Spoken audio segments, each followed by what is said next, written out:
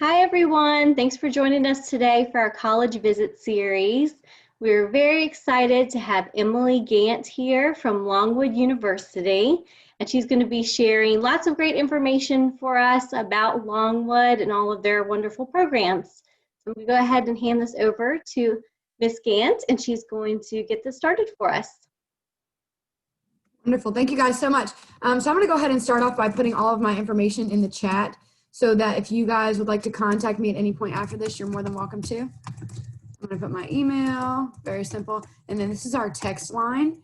And you guys can text this at any point. We try to answer the phones and our emails from 8:30 to 5, Monday through Friday. Sometimes we'll try to get to them on the weekends if we can. But just know that if you contact us and we don't get back to you right away, that we are working on it.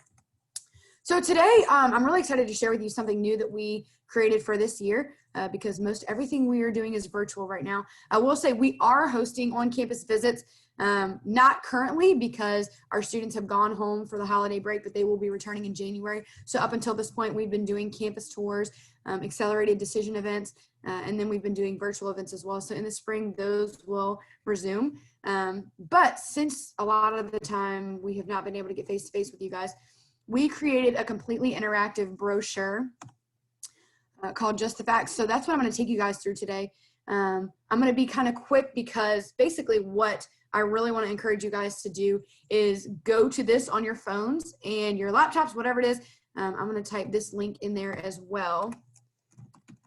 And you can access this at any point in time. It's go.longwood.edu/jtfint, which stands for Just the Facts Interactive. And again, you can visit this at any point. Everything is going to take you to a new page. So as you guys can see, I just clicked on our 10 traditions, and you guys can read about everything, including our secret societies, oozball, color wars, legacy locks, the greatest athletic march ever, or the game, late night breakfast, the big event, convocation, and there are plenty more traditions that you guys can read about that take place on campus every year. Normally, obviously this year has been much different. And it's been tough for our students because a lot of these things have either looked differently or they haven't happened at all. But we're going to start off by talking about some of our traditions. A few of my favorite to talk about take place during exam week. And I'm going to talk about that because it's exam week right now. So you're looking at pictures from Oktoberfest, Study Pause, Late Night Breakfast, and Oozball. But the middle two, Study Pause and Late Night Breakfast, normally take place during exam week. And these are both just a chance for our students to kind of get together, take a break, relieve some stress. Study Pause is when we allow our community members, our faculty and staff members, and students to sign their dogs up to participate, and they bring them to campus for a day. And basically it's just a massive party in the middle of campus where you can hang out with dogs and puppies to relieve some stress. Then you've got Late Night Breakfast. And essentially the faculty and staff members, we all get together and we come to the dining hall and we serve you breakfast in the middle of the night, so you guys can take a break from your studies, but they go all out, the omelets and the donuts, and then they've got things happening for fun in the dining hall as well. So they've got different performers, they've got games for you guys, they've got music playing so you guys can all dance together. So it's a really great way to kind of blow off some steam in the middle of exam week. So we're really sad that these aren't taking place this year, but next year we're really looking forward to the year kind of getting back to normal. All right, so we've got over 175 different clubs and organizations, 22 different fraternities and sororities, and about 25-ish intramural and club sports. And I say ish because those can fluctuate year to year based on interest. When you click on these things, this will take you to a link in which you can search through all of our clubs and organizations. And I want you guys to do this if you can. You guys can search by keyword, you can search by category. So I'm just going to type in community service. And all of our organizations will pop up that have to do with community service, okay? And you guys can read about everything that we have to offer. Again, you can search by category: advocacy, fraternity, honorary, musical or theater, residential, spiritual. So we've got tons for you guys to look through, and I really want you guys to take advantage of this interactive brochure and do that because you want to know that we have something on campus that you may already be passionate about. If we do not, if you look through that list and you don't see anything that you get excited about, it only takes you and 7 other friends to create a club or organization of your own. So please do not be afraid to make your mark if someone has not already done so on campus. All right, we are a D1 school and we're part of the Big South Conference. We've got 6 men's sports and 8 women's sports available on the Division I level. But again, you know, we've got club sports and intramural sports. Intramural is like level 1, club level 2, and D1 is top level. A very small percentage of our students are actually Division I athletes. It's a tough lifestyle, very demanding in terms of time and dedication, traveling. But if you're interested, please let me know. Club sports are kind of like playing on the high school level, so you will still travel, you'll still try out for the team, just not as intense of a lifestyle. And then intramural is very laid back, no experience needed. All the games take place right here on campus, and you guys are essentially just playing against one another. So sports on a multitude of levels if you're interested. All right, finding your passion. We've got 2 different pages of our majors, minors, and concentrations listed. So here's the first one and then the second one. And I'll kind of go through what this means. So you've got majors in the first column in blue, minors in yellow, which is the second column, and concentrations in green, which is the last column. That we offer and see what we offered as. So liberal studies we offer as a major. Mathematics we offer as a major and a minor. Music, visual arts, and performance, you've got minor and concentration. So you might ask what a concentration is. Concentrations fall under certain majors. So basically, you'll look and you see music education. This falls under the overall major of visual arts and performances. So if your major is kind of diverse, it has a wide variety of options, you will pick a concentration to focus on. So business is the one that I use for this a lot. To kind of explain the example, business is a very broad program on campus, but then you could concentrate in marketing, you could concentrate in real estate, you could concentrate in accounting or finance. So just take a look at these majors. You can again click on it and you will see all of our undergraduate programs. You can click on the programs and you can look at what we offered as. You can look at the course listings. You can look at the career paths. So this is listing everything that you could potentially go on to do once you graduate, with this being your field of study. And again, you can read all about the different areas that we offer. So I highly encourage you guys to do that. We've got over 100 different options for you guys to look at. So please do. All right, the Longwood difference. So I'm going to play a video for you here in a second. We're only about 5,000 students total. Your average class size is around 18. So it's a smaller, I'm sorry, my dog is playing with his toys and being very loud. You've got about 5,000 students, 18-ish for your average class size. So when you think about that, we're a smaller institution, right? But the things that we offer our students, a lot of times you find at bigger universities. So small school, big opportunities. You've got internship opportunities. A lot of our students are doing internships before they graduate, most all of them. Study abroad opportunities. Study abroad is huge at Longwood. You can study abroad for 2 weeks. You can study abroad for an entire semester. It's completely up to you. Harvey. Sorry. And then you've got early research opportunities, and these are Brock experiences. So you will see a video right here. Brock experiences are a little bit different than study abroad, so I'll kind of tell you what they're like and how they're different. So you've got study abroad, which is going to take place only outside of the U.S. borders. Brock experiences only take place within the U.S. borders. Study abroad, you can go away for 2 weeks, you can go away for a summer break, a winter break, or you can, again, go for an entire semester. The length of time that you can go is going to vary based on the location. So only certain locations offer full semester programs, and you'll kind of learn about that with the study abroad office. Brock experiences, 1 to 2 weeks maximum.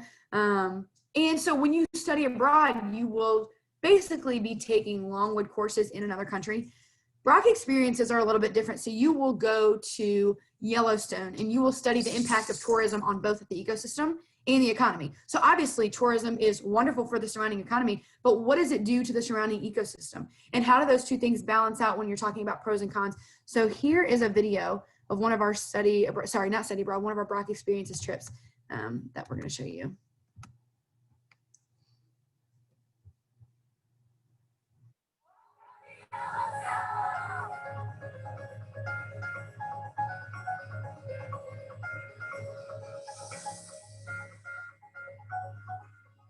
We're here to take a closer look at Yellowstone from different perspectives. And we're trying to investigate how tourism impacts the ecosystem as well as the community.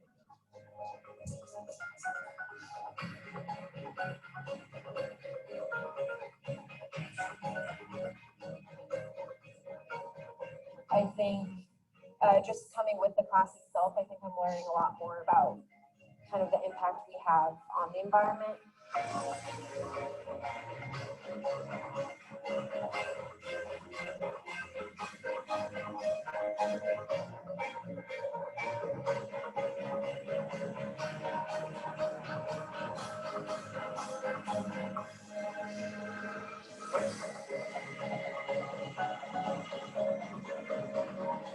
I would definitely recommend this program to future students because it gives college students a different perspective on the world, getting to see another place and getting to study somewhere different than your home school. I think it's interesting to just see the amount of tourism here specifically at Old Faithful and all the people coming from all over the world. I didn't really realize how internationally important this place is. Yeah, Yellowstone, there's nothing else like it really in the world I can't think of. So it's really inspiring to be here and to see the different thermal features and just like the wildlife. It's really cool.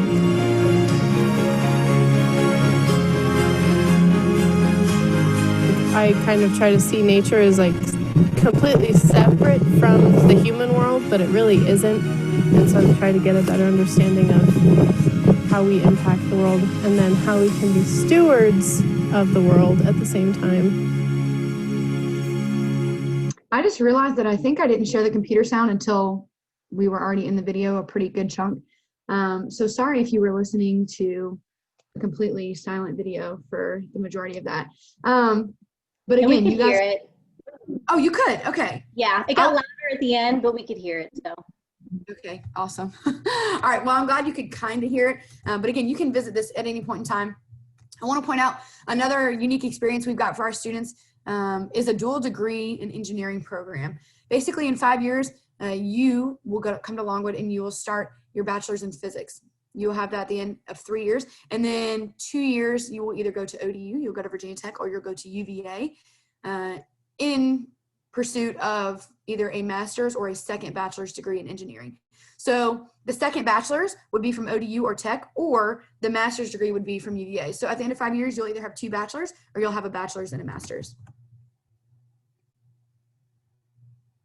All right, I'd like to highlight our kinesiology program because this is semi-new to Longwood. Had it for about maybe 5-ish years, but it's blown up in terms of popularity. If you are looking into the healthcare field, if you're interested at all in occupational therapy, therapeutic rec, athletic training, physical therapy, coaching, any type of sport exercise, you'll fall under kinesiology. And so this has really become popular because we have a lot of students that say, hey, I want to help somebody, I want to help people, but I don't know exactly how. So biology could be maybe the medical school route. Kinesiology is kind of the new route that we're directing students for med programs, but you could still do biology as well. We do offer a nursing program, but it's very, very competitive. So if you do not get into nursing, but you'd still like to, pursue a career in that health field, kinesiology is definitely for you. So that's a very popular major we've got. We've got a Call Me Mr. program, which is something unique. It stands for Men Instructing Students Toward Effective Role Models. And so men who are going into the education field are eligible for this program. It comes with scholarship opportunities. Recently, we've just added students, men who are interested in social work and communication sciences and disorders are also eligible to be a part of this program that we do offer. So if you're a male and you're going into any of these 3 fields, Call Me Mr. may be for you. And again, comes with scholarship opportunities. So please check it out. Our honors college. So this is a really big deal. And I just want to point out that there's no separate application initially for the honors college. We will scan all applications submitted for honors college eligibility. We'll look at your GPA. Normally we would look at SAT and or ACT scores, but this year we are not requiring submission of an SAT or ACT at all. If you do submit those, we will look at them. We will look at your letters of recommendation, your types of courses, what grades you were getting, leadership and community service experience, letters of recommendation, personal statements. We'll look at all of that to determine whether we think you would be a good fit for our honors college. There's a few perks to being in the honors college. You get to move in before everybody else on campus. Priority class registration, free printing on campus. They do require that you study abroad one time before you leave, but they don't tell you where you have to go and how long you have to study abroad. And they will cover a minimum of 1/3 of that cost because of the requirement. The big perk here is going to be scholarships. So we'll talk about scholarships that you could be eligible for from the admissions office towards the end of the presentation, and then pile on any honor scholarships that you'll be eligible for on top of those if you are invited to apply to the Honors College. At the time of acceptance, on your letter, if you were deemed eligible, they will invite you to submit an application at that point. So again, no initial separate application, but once we have been through your application, if we think that you're a good fit, we will invite you to apply to the Honors College. And at that point, there is a separate application process. If you're accepted, again, you'll be awarded some type of merit scholarship, which is a huge deal. All right, becoming a Lancer. If you have not done so yet, I will say our early action deadline, I run all of our social media for admissions, and I'm going to post about this later today. Early action deadline was initially December 1st. We have now decided that we're going to extend it until the 4th. So December 4th at 11:59 p.m., please have everything in, your applications, your transcripts, and you will be eligible for all perks and opportunities that come with the early action deadline submission date. So please, please, please submit everything by December 4th. That means your high school transcript, your application, either your fee or fee waiver, and then you're done. Again, if you want to submit SAT or ACT scores, you can, but it's not mandatory whatsoever. All right, scholarships. So like I mentioned, you are eligible for merit-based scholarships by A, applying by the December 1st or now December 4th deadline, and B, having a 3.0 GPA. That's it. If you have a 3.0 and higher and you apply and submit all of your documents by the early action deadline, December 4th, 11:59 p.m., you will be receiving merit-based scholarships. So applying by the early action deadline guarantees that you'll receive the highest amount that you're eligible for. So you see we've got Lancer Distinction, Dean Scholarship, and Presidential. So those range from 1 to 2, 2 to 3, and $3,000 to $4,000 per year. If you submit everything by the early action deadline, you're automatically going to be awarded the higher of whichever amount you're eligible for. So if I'm eligible for the $2,000 to $3,000 amount and I apply early, I am now going to automatically be awarded the $3,000 per year amount. So it's a big deal. All right, tuition fees, room and board for in and out of state. This is everything. This is your meal plan. This is your residence hall. This is your classes. It's all rolled into one. This is with no grants, loans, or scholarships applied.